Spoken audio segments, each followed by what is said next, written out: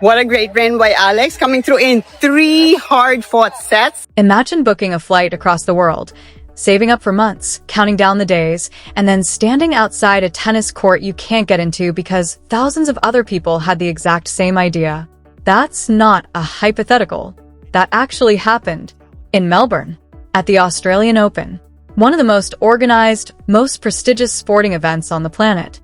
And the reason it happened comes down to one person, a 20-year-old from the Philippines named Alex Eala. Now, before we get into what went wrong in Melbourne and then in Indian Wells and then in Dubai and what's about to happen in Rome, let me give you one number. One number that tells you everything you need to know about where this story is headed. 171,000. That's how many people were watching Alex Eala's pre-tournament press conference at the 2026 Australian Open. Simultaneously, online. Not her match. Not a highlight reel. Her press conference. For context, Carlos Alcaraz drew 29,000. Coco Gauff drew 29,000. World number 1 Aryna Sabalenka, the reigning Australian Open champion, drew 9,000.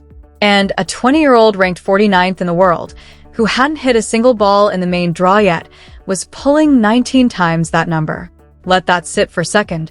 Because the people running these tournaments saw that number and still put her on an outside court built for 1,500 people.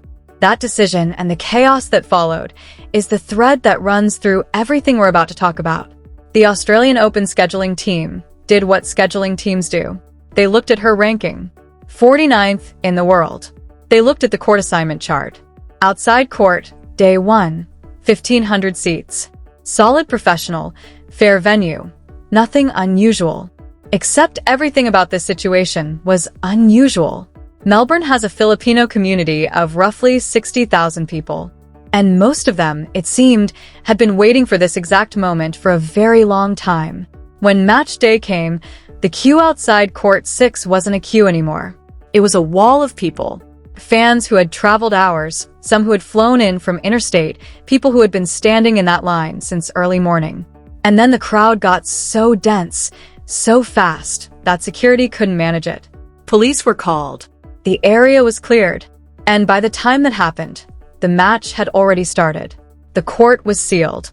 If you were in that line, you saw none of it. You waited for hours. You planned for weeks. And you walked away with nothing. The Australian Open, the richest Grand Slam in the world, responded to the public outrage with a statement saying they'd take it as a learning for next year. Next year. And Kayavong, the British Billie Jean King Cup captain, was on air for BBC Radio 5 Live when she heard about what was unfolding. Her reaction was simple and devastating. She said she couldn't believe the cues, and she asked who exactly was on the scheduling team. That question bounced around Melbourne for days. It was about to bounce around 2 more continents. Here's the thing about institutions, they move slowly. They build systems, they trust those systems, and when the systems fail, they tend to assume it's an anomaly. Melbourne was not an anomaly. It was a warning. And the warning went unheeded. By March, the tour had moved to Indian Wells, California. The desert. One of the most beautiful, most well-run tournaments in American tennis. And at noon on a regular tournament day, hundreds of fans crammed into a tiny practice court to watch Alex Eala train. Not compete. Train. Meanwhile, Alexander Zverev and Taylor Fritz, 2 of the biggest names in the men's game, were on adjacent courts at the same time and drawing a handful of spectators by comparison. When her second-round match came around, it was scheduled at Stadium 3. It ran past midnight, and thousands of fans stayed for every single point. Front Office Sports described what happened there as rare. Rare at Indian Wells, rare at pretty much any tennis tournament. But rare doesn't actually cover it. What was happening in that desert stadium past midnight was structurally something that tennis had never really seen before, at least not from a player at her ranking level. And still, the machine kept applying the same logic. Then came Dubai. And Dubai is where the story stops being debatable. The tournament director there confirmed it publicly, confirmed it to Tennis Head. Alex Eala had sold out every single one of her matches at the Dubai Duty-Free Tennis Championships. Every single match. For a player ranked in the mid-30s, you have to understand what that means. Sellout records at Dubai are usually attached to names like Serena Williams or Roger Federer at his commercial peak. These are once-in-a-generation events. And here's Coco Gauff, a multiple Grand Slam champion who has played Dubai for years, standing in front of reporters and saying she's played the tournament for many years and to see the stadium full means a lot. She was talking about what Eala's presence had done to a city that had seen absolutely everything tennis has to offer. 3 tournaments. 3 continents. The same miscalculation made 3 times in a row. And the clearest signal of all came not from a tournament director or a scheduling spreadsheet, but from Novak Djokovic. 24 Grand Slam titles. 2 decades on tour. A man who has stood in the tunnels of Arthur Ashe, Rod Laver Arena, and Philippe Chatrier when the crowds were built for Federer, Nadal, and Serena at their absolute peaks. A reporter asked him directly about the overcrowding situation caused by Eala's fans in Melbourne. His answer on January 23, 2026 was this: having too much crowd at any tennis tournament is a very good problem to have. He said there are much worse problems. He said every tournament wants record attendance and ticket sales. He said it's a good sign. Djokovic was not being polite. He was not filling press conference time. He was calling it exactly what it is. A sign that this sport is reaching places it had never reached before. Andy Roddick, who spent years navigating his own version of that kind of fan pressure, went even further. After interviewing Eala on his Served podcast in March 2026, he said she is the trailblazer from her country and that he was fascinated before he talked to her and was an even bigger fan after. He said he couldn't say enough about what she's doing for the sport and what a gift she is. A man who lived through some of the most intense crowd moments this game has ever produced said he never encountered the kind of self-awareness that Eala carries through it all. Now the caravan has rolled into Rome. And this is where everything we've been building towards starts to feel genuinely significant, because this isn't just another stop on the tour. The Foro Italico has openly declared its ambition to become the sport's 5th Grand Slam. 160 million euros. That's the renovation budget confirmed to begin in 2027. Transforming this venue entirely. New roofs. Expanded capacity. Infrastructure built to compete with Paris and New York and Melbourne. And here's the part that hits different when you know the full context. The 2026 edition is the last time this tournament runs in its current configuration before all of that construction begins. This is the last Italian Open at the old Foro Italico. The last one before everything gets bigger. And Alex Eala is here for it. Composita Central, the main show court in Rome, holds 10,500 people. To put that in perspective, that makes it the smallest marquee court of any WTA 1000 event on the entire calendar. Indian Wells Stadium 1 holds 16,000. Philippe Chatrier holds over 15,000. Arthur Ashe at the US Open holds nearly 24,000. Rome's biggest court seats fewer people than any of them. And the brand new Super Tennis Arena making its debut at this 2026 edition. The new court they're so proud of holds 3,000. Melbourne overwhelmed. Indian Wells overwhelmed. Dubai sold out entirely. Rome, with its smallest in-class main court and a 3,000-seat debut arena, is next in line. And here's the thing, the Filipinos are already in the streets. Before a single match has been played. Eala arrived at the Foro Italico around May 3rd, and fans had already claimed Rome's streets before the gates even opened. She thanked thousands of supporters who gathered to welcome her without needing a match ticket to show up.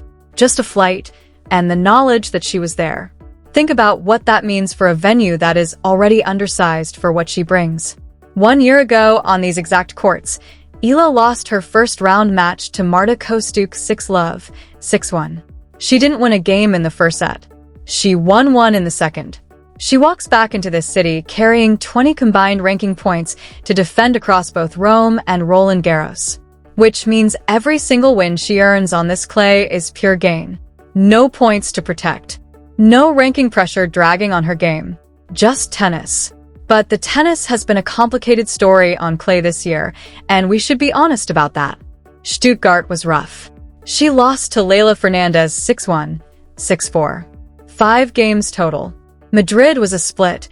She beat Anastasia Pavlyuchenkova a former French Open finalist and a genuine clay specialist, cleanly in straight sets. That was a real result. And then Elise Mertens, the 19th seed, came out and won 93% of her first serve points against Eala's 53% and won 6-2, 6-1. Some of those scorelines are hard to look at. Greg Rosetsky, former British number 1 and Grand Slam finalist, addressed it directly on his podcast after Madrid. He said the losses she takes are part of the learning experience, that she's too good a player, she'll figure it out. He said it's sometimes the scorelines that are a problem, and this is part of learning. But he was clear she'll figure it out. And her response to those results told you something about who she actually is. She didn't make excuses publicly.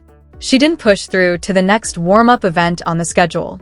She withdrew from a WTA 125 event in Catalonia specifically to go back to her training base and work on her clay game before Rome. After her first clay win of 2026 at Linz, she said something telling. She said it was her first WTA 500 on clay, which says a lot about her improvement from last year, and that she just has to take it in stride. That specific sentence.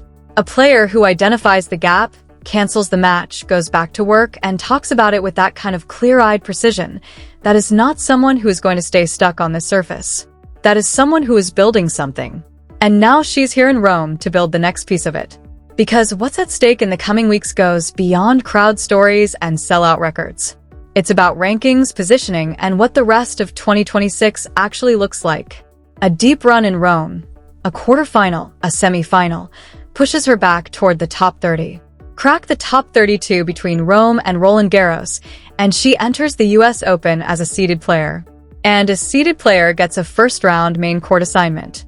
Which means the crowd problem, the court too small problem, the police being called problem, all of it resolves itself through the draw sheet. The tournament can't put a seed on an outside court. The ranking would force their hand. That's what's on the line here beyond the points and the prize money. After Rome comes Roland Garros. Philippe Chatrier holds over 15,000. But early rounds might still route her to court Simone Matthew at 5,000 seats. And we've already seen what happens when the courts are too small. Paris will be watching too. Then comes the grass season.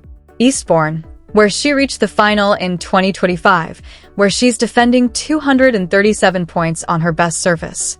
The trajectory through the summer, clay in Rome, clay in Paris, grass at Eastbourne, carries more weight than any individual result at any single tournament. This is a runway. And it's being built right now, in a city whose streets were already full before the first match was played. What Djokovic called a very good problem to have is not a problem that fixes itself over time or fades into the background. It is a permanent condition of the Eala era. The scheduling systems that global tennis built over decades were designed for a world where ranking determines audience. That world is over. The 171,000 people watching a press conference before she struck a single ball told you it was over. The police in Melbourne confirmed it. The midnight crowd in Indian Wells made it undeniable. The Dubai director putting it on record sealed it. And now Rome, on the eve of a €160 million renovation, is about to feel it one final time in the old building. Every round she advances here changes the shape of what comes next. Every win is points she didn't have. Every crowd that overflows a court is another piece of evidence that the institution has to catch up with the reality. This is what it looks like when a sport reorganizes itself around a person before the record books have caught up. It's happening in real time, and we are right in the middle of it.